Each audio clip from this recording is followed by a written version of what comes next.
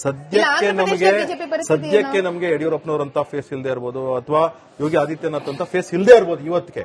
ಆದ್ರೆ ಮುಂದಿನ ದಿನಗಳಲ್ಲಿ ಖಂಡಿತವಾಗ್ಲೂ ಸಹ ಅದೇ ರೀತಿನೇ ಸ್ಟ್ರಾಂಗ್ ಫೇಸ್ ಸಿಗುತ್ತೆ. ಖಂಡಿತವಾಗ್ಲೂ ಸಹ ಲೀಡರ್ಶಿಪ್ ಅಲ್ಲಿ ಎಮರ್ಜ್ ಆಗ್ತಿದೆ. ಅಲ್ಲಿ ಮುಂದಿನ ದಿನಗಳಲ್ಲಿ ನಾವು ಮುಖ್ಯಮಂತ್ರಿ ಗಾದಿಗೆನೂ ಹಿಡಿಬಹುದು. ಆದ್ರೆ ನಾವು ಇವತ್ತು ಬಿಹಾರ್ನಲ್ಲಿ ಫೋಕಸ್ ಮಾಡಿರ್ತಕ್ಕಂಥದ್ದು ನಿತೀಶ್ ಕುಮಾರ್ ಮೇಲೆ. ಯಾಕಂದ್ರೆ ಅಲ್ಲಿ ಸಮಾಜವಾದದ ರಾಜಕಾರಣ ಏನಿದೆ, ಕಳೆದ 35-40 ವರ್ಷಗಳಿಂದ ಸಮಾಜವಾದದ ರಾಜಕಾರಣ ನಡ್ಕೊಂಡಿದೆ.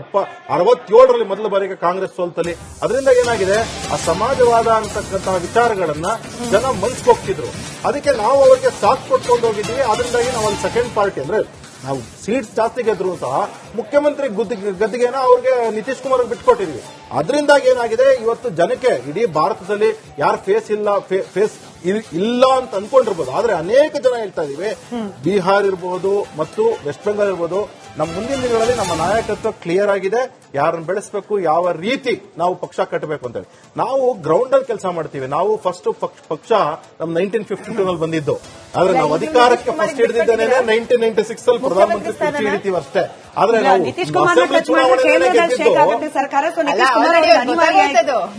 ಮುಂಚೆನೆ ಗೊತ್ತಾಯ್ತು ಏನೋ ಮಾಡಕ್ ಹೋದ್ರು ಅಲ್ಲಿ. ಹೇಗೆ ನಮ್ಮ ಇವರು ವಿಶ್ಲೇಷಕರು ಆಕ್ಚುಲಿ ಹೇಳ್ತಾ ಇದ್ರು, ಕಾಂಗ್ರೆಸ್ ಬಗ್ಗೆ ಮಾತಾಡ್ತಿದ್ರು, ಅವ್ರು ಬಿಜೆಪಿ ಬಗ್ಗೆ ಮರೆತುಬಿಟ್ರು ಅನ್ಸುತ್ತೆ. ವಾಸ್ತವಕ್ಕೆ ಬನ್ನಿ, ಪ್ರಸ್ತುತತೆಗೆ ಬನ್ನಿ ಅಂತ ಹೇಳ್ತಿದ್ರು. ಆದ್ರೆ ಇವತ್ತಿನ ದಿನ ಹೇಗೆ ಲೋಕಲ್ ಲೀಡರ್ಶಿಪ್ ನ ಬಿಜೆಪಿ ಶಮನ ಮಾಡ್ತಿದೆ, ದಮನಗೊಳಿಸ್ತಾ ಇದೆ ಅನ್ನೋದನ್ನ ಬಹಳ ಸ್ಪಷ್ಟ. ಬಿಹಾರದಲ್ಲಿ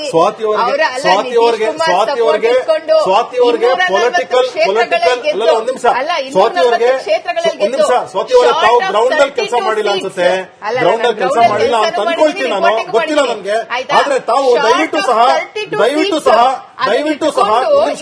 ಬಿಹಾರ ಇರ್ಬೋದು, ವೆಸ್ಟ್ ಬೆಂಗಾಲ್ ಇರ್ಬೋದು, ಒಂದ್ ನಿಮಿಷ ಸ್ನೇಹಿತರೆ, ನಾವು ಗ್ರೌಂಡ್ ಅಲ್ಲಿ ಕೆಲಸ ಮಾಡ್ತಕ್ಕಂಥವ್ರನ್ನ ಈಗ ಬಿಹಾರ ಇರ್ಬೋದು, ಅಸ್ಸಾಂ ಇರ್ಬೋದು, ಮೇಘಾಲಯ ಇರ್ಬೋದು, ಎಲ್ಲಾನು ನನ್ನ ಪರ್ಸನಲ್ ಸ್ನೇಹಿತರು ಕೆಲಸ ಮಾಡ್ಕೊಂಡಿದ್ದಾರೆ. ನಮ್ಗೆ ವಾಸ್ತವತೆ ಗೊತ್ತಿದೆ. ದೂರ ಇಲ್ಲ, ವಾಸ್ತವತೆ ಗೊತ್ತಿದೆ. ರಾಘವ್ ಅವರು ನಾವು ಕಾಂಗ್ರೆಸ್ ಬಿಜೆಪಿಯಿಂದ ಆಚೆ ಬಂದು ಪ್ರಶಾಂತ್ ಕಿಶೋರ್ ಬಗ್ಗೆ ಮಾತಾಡೋಣ. ಪ್ರಶಾಂತ್ ಕಿಶೋರ್ ಅನ್ನೋ ಫ್ಯಾಕ್ಟರ್ ಕೇವಲ ಮೀಡಿಯಾ ಹೈಪ್. ಅವರ ಇಂಟರ್ವ್ಯೂಗಳು ಬಹಳ ವೈರಲ್ ಆಯ್ತು, ಟ್ರೆಂಡಿಂಗ್ ಆಯ್ತು, ಚರ್ಚೆಗೆ ಒಳಪಡ್ತು. ಬಟ್ ಇದು ಕೇವಲ ಮೀಡಿಯಾ ಹೈಪಿಗೆ ಮಾತ್ರ ಸೀಮಿತನ? On ground Prashant Kishor factor work ಆಗ್ತಾ ಇದೆಯಾ ಅಂತ ಹೇಳಿ ಪ್ರಶಾಂತ್ ಕಿಶೋರ್ ಕೇವಲ ಮೀಡಿಯಾ ಹೈಪ್ ಅಲ್ಲ. ನಾನಲ್ಲಿ ನೋಡಿದ ಪ್ರಕಾರ ಪ್ರಶಾಂತ್ ಕಿಶೋರ್ ಎಲೆಕ್ಷನ್ಗೆ ಒಂದು ವರ್ಷ ಇರುವಾಗ ಏನು ಬಂದ ವ್ಯಕ್ತಿನೂ ಕೂಡ ಅಲ್ಲ.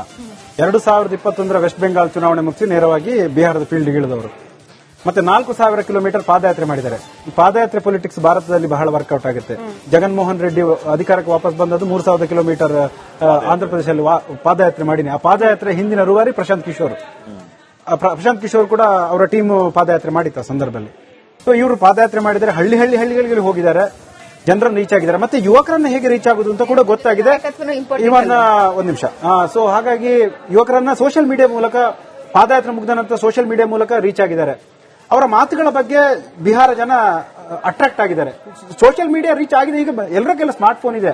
ಅದು ಒಂದು ಈಗ ಎಲೆಕ್ಟೋರಲ್ ಕ್ಯಾಂಪೇನ್ ಒಂದು ಬಹಳ ಮುಖ್ಯ ಭಾಗ. ಹಾಗಾಗಿ ಅವರು ಮಾತಾಡುವಂತ ವಿಚಾರಗಳಿರ್ಬೋದು, ಜ್ವಲಂತ ಸಮಸ್ಯೆಗಳು, ವಲಸೆ ಸಮಸ್ಯೆ, ನಿರುದ್ಯೋಗ, ಬಡತನ, ಮತ್ತೆ ಅಲ್ಲಿಂದ ಬಿಹಾರದಿಂದ ಬೇರೆ ರಾಜ್ಯಕ್ಕೆ ವಲಸೆ ಹೋಗದಾಗೆ ನೋಡ್ಕೊಳ್ಳೋ ತರ ನಾವೇನಾದ್ರೂ ಕ್ರಮ ಮಾಡೋಣ ಅನ್ನೋ ಹೊಸ ಭರವಸೆಯನ್ನು ಕೊಡ್ತಾ ಇದ್ದಾರೆ.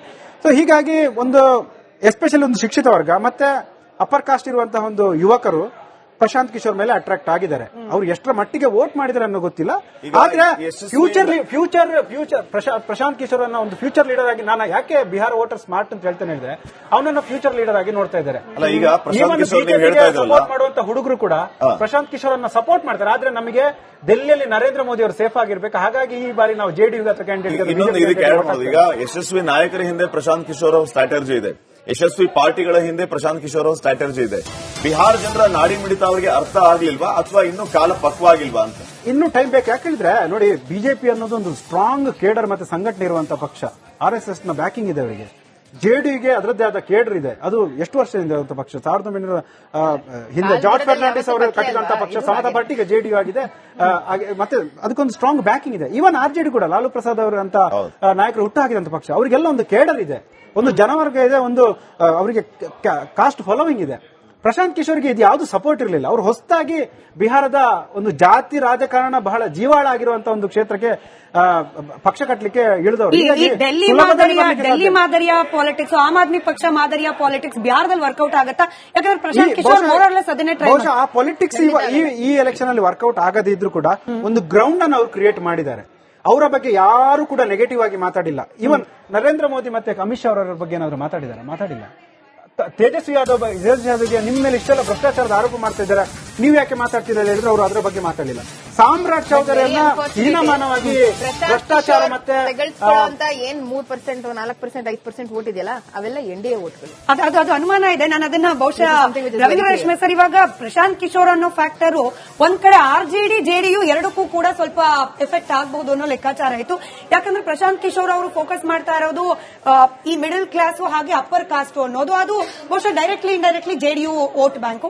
ಮತ್ತೊಂದ್ ಕಡೆಯಲ್ಲಿ ಯೂತ್ ಅಂದ್ರೆ ಯುವ ಸಮುದಾಯ, ಅದು RJD. ನೋಡಿ, 2012ವರೆಗೂ ಪ್ರಶಾಂತ್ ಕಿಶೋರ್ ಯುನಿಸೆಫ್ ಜೊತೆ ಕೆಲಸ ಮಾಡ್ತಾ ಇದ್ರು, ವಿಶ್ವಸಂಸ್ಥೆಯ ಒಂದು ಸಂಘಟನೆ ಜೊತೆ ಕೆಲಸ ಮಾಡ್ತಾ ಇದ್ರು. ನರೇಂದ್ರ ಮೋದಿ ಅವರು ಗುಜರಾತ್ ಮುಖ್ಯಮಂತ್ರಿ ಆಗಿದ್ರು.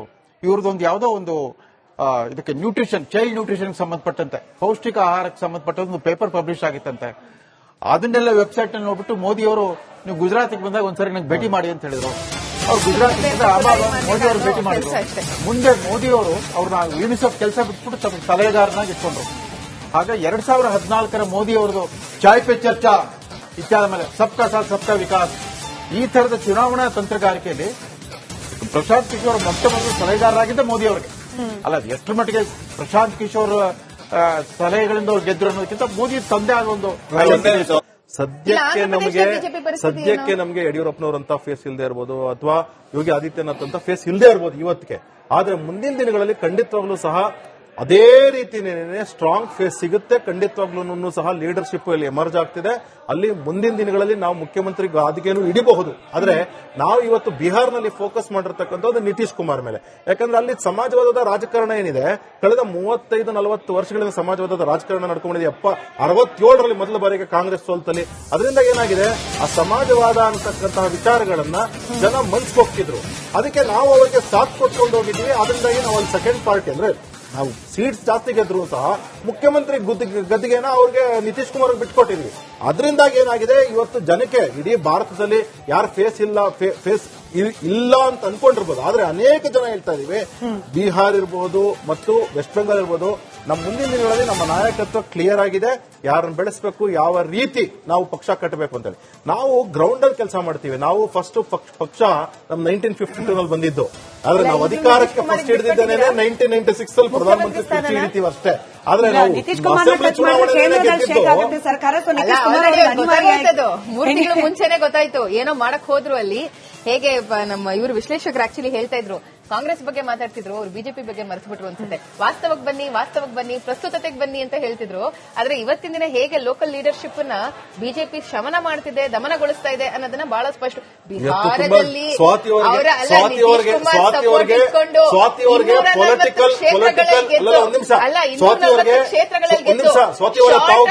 ಕೆಲಸ ಮಾಡಿಲ್ಲ ಅನ್ಸುತ್ತೆ.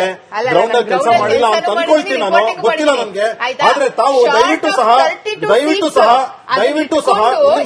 ಬಿಹಾರ ಇರ್ಬೋದು, ವೆಸ್ಟ್ ಬೆಂಗಾಲ್ ಇರ್ಬೋದು, ಒಂದ್ ನಿಮಿಷ ಸ್ನೇಹಿತರೆ, ನಾವು ಗ್ರೌಂಡ್ ಅಲ್ಲಿ ಕೆಲಸ ಮಾಡ್ತಕ್ಕಂಥವ್ರನ್ನ ಈಗ ಬಿಹಾರ ಇರ್ಬೋದು, ಅಸ್ಸಾಂ ಇರ್ಬೋದು, ಮೇಘಾಲಯ ಇರ್ಬೋದು, ಇಲ್ಲೆಲ್ಲಾನು ನನ್ನ ಪರ್ಸನಲ್ ಸ್ನೇಹಿತರು ಕೆಲಸ ಮಾಡ್ಕೊಂಡಿದ್ದಾರೆ.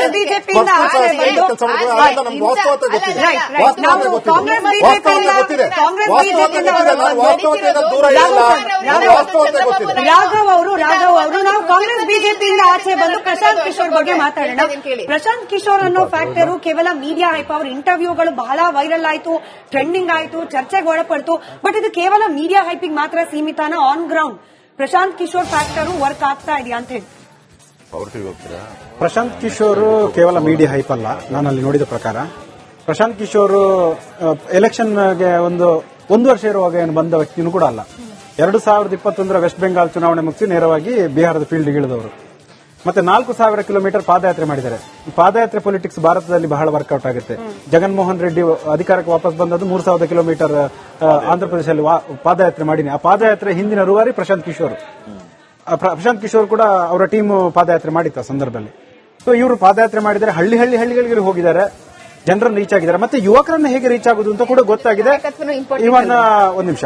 ಸೊ ಹಾಗಾಗಿ ಯುವಕರನ್ನ ಸೋಷಿಯಲ್ ಮೀಡಿಯಾ ಮೂಲಕ ಪಾದಯಾತ್ರೆ ಮುಗಿದ ನಂತರ ಸೋಷಿಯಲ್ ಮೀಡಿಯಾ ಮೂಲಕ ರೀಚ್ ಆಗಿದ್ದಾರೆ. ಅವರ ಮಾತುಗಳ ಬಗ್ಗೆ ಬಿಹಾರ ಜನ ಅಟ್ರಾಕ್ಟ್ ಆಗಿದ್ದಾರೆ. ಸೋಷಿಯಲ್ ಮೀಡಿಯಾ ರೀಚ್ ಆಗಿದೆ. ಈಗ ಎಲ್ಲರಿಗೆಲ್ಲ ಸ್ಮಾರ್ಟ್ ಫೋನ್ ಇದೆ, ಅದು ಒಂದು ಈಗ ಎಲೆಕ್ಟ್ರಲ್ ಕ್ಯಾಂಪೇನ್ ಒಂದು ಬಹಳ ಮುಖ್ಯ ಭಾಗ.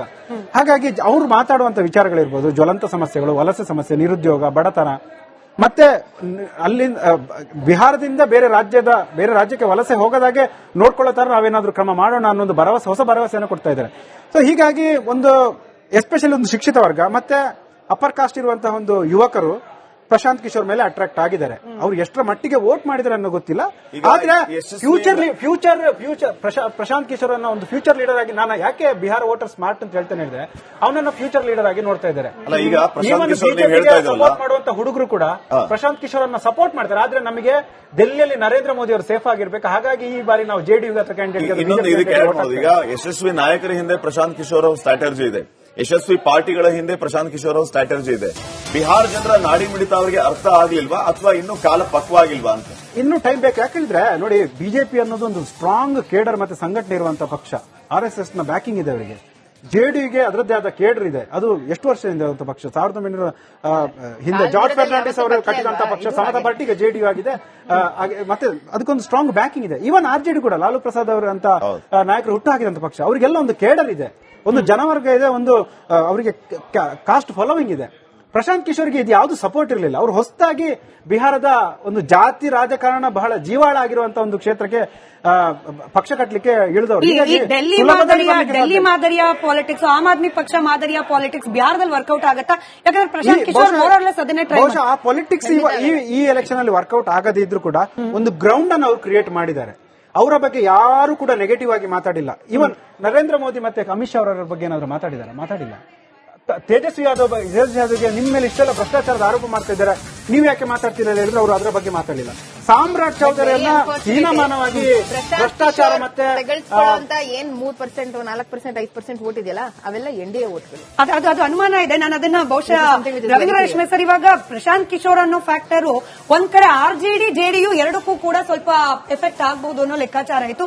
ಯಾಕಂದ್ರೆ ಪ್ರಶಾಂತ್ ಕಿಶೋರ್ ಅವರು ಫೋಕಸ್ ಮಾಡ್ತಾ ಇರೋದು ಈ ಮಿಡಲ್ ಕ್ಲಾಸ್ ಹಾಗೆ ಅಪ್ಪರ್ ಕಾಸ್ಟ್ ಅನ್ನೋದು. ಅದು ಬಹುಶಃ directly indirectly JDU vote bank. ಮತ್ತೊಂದು ಕಡೆಯಲ್ಲಿ ಯೂತ್ ಅಂದ್ರೆ ಯುವ ಸಮುದಾಯ, ಅದು RJD. ನೋಡಿ, 2012ವರೆಗೂ ಪ್ರಶಾಂತ್ ಕಿಶೋರ್ ಯುನಿಸೆಫ್ ಜೊತೆ ಕೆಲಸ ಮಾಡ್ತಾ ಇದ್ರು, ವಿಶ್ವಸಂಸ್ಥೆಯ ಒಂದು ಸಂಘಟನೆ ಜೊತೆ ಕೆಲಸ ಮಾಡ್ತಾ ಇದ್ರು. ನರೇಂದ್ರ ಮೋದಿ ಅವರು ಗುಜರಾತ್ ಮುಖ್ಯಮಂತ್ರಿ ಆಗಿದ್ರು. ಇವ್ರದೊಂದು ಯಾವುದೋ ಒಂದು ಇದಕ್ಕೆ ಚೈಲ್ಡ್ ನ್ಯೂಟ್ರಿಷನ್ ಸಂಬಂಧಪಟ್ಟಂತೆ, ಪೌಷ್ಟಿಕ ಆಹಾರಕ್ಕೆ ಸಂಬಂಧಪಟ್ಟ ಒಂದು ಪೇಪರ್ ಪಬ್ಲಿಷ್ ಆಗಿತ್ತಂತೆ. ಅದನ್ನೆಲ್ಲ ವೆಬ್ಸೈಟ್ ನಲ್ಲಿ ನೋಡ್ಬಿಟ್ಟು ಮೋದಿ ಅವರು, ನೀವು ಗುಜರಾತ್ಗೆ ಬಂದಾಗ ಒಂದ್ಸರಿ ನಂಗೆ ಭೇಟಿ ಮಾಡಿ ಅಂತ ಹೇಳಿದ್ರು. ಅವ್ರು ಗುಜರಾತ್ ಮೋದಿ ಅವರು ಭೇಟಿ ಮಾಡಿದ್ರು. ಮುಂದೆ ಮೋದಿ ಅವರು ಅವ್ರನ್ನ ಯುನಿಸೆಫ್ ಕೆಲಸ ಬಿಟ್ಬಿಟ್ಟು ಸಲಹೆಗಾರನಾಗಿ ಇಟ್ಕೊಂಡ್ರು. ಆಗ 2014 ಮೋದಿ ಅವರದು ಚಾಯ್ ಪೆ ಚರ್ಚಾ ಇತ್ಯಾದ ಮೇಲೆ ಸಬ್ಕಾ ಸಾಥ್ ಸಬ್ಕಾ ವಿಕಾಸ್, ಈ ತರದ ಚುನಾವಣಾ ತಂತ್ರಗಾರಿಕೆಯಲ್ಲಿ ಪ್ರಶಾಂತ್ ಕಿಶೋರ್ ಮೊದಲು ಸಲಹೆಗಾರರಾಗಿದ್ದ ಮೋದಿ ಅವರಿಗೆ. ಅಲ್ಲ, ಎಷ್ಟು ಮಟ್ಟಿಗೆ ಪ್ರಶಾಂತ್ ಕಿಶೋರ್ ಸಲಹೆಗಳಿಂದ ಅವ್ರು ಗೆದ್ರು ಅನ್ನೋದಕ್ಕಿಂತ ಮೋದಿ ತಂದೆ ಆಗ ಒಂದು